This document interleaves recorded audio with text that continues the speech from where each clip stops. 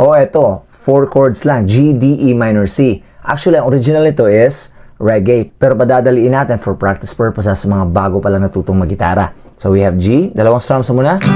Sometimes I lay under the moon. I thank God I'm breathing. One day, na? So we have, balik tayo. G. Then I pray. Dan, da, da, da, dan. Da, da, da, da, da, da, da. Yan, dahan-dahan lang. Para ma-practice talaga yung kamay mo sa switching from one chord to another. I know someday it all turn around because all my life I've been waiting for the people to say that we don't wanna fight no more. Tell me no more wars, and the children will play one day.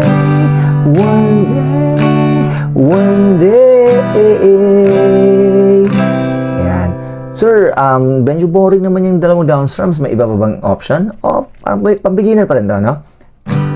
Sometimes I lay under the moon. Down, up, down, up, down, up, down, up, down, up, down. Yan, yung timing lang. Then I pray, yun. Kaya mo ba yun? Down, up, down, up, down, up, down, up, down, up. Ganun lang, no? Paulit-ulit. Mag-count ka pa rin ng 1 and 2. Yeah.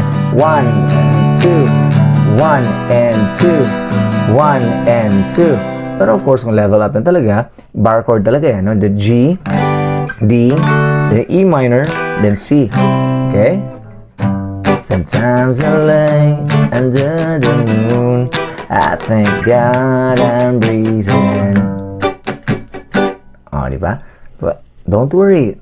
Makakarating ka sa point na yan na kaya mo na niyang i-reggae kung mahilig ka mag-reggae. Oh, basic lang to. Practicean mo na.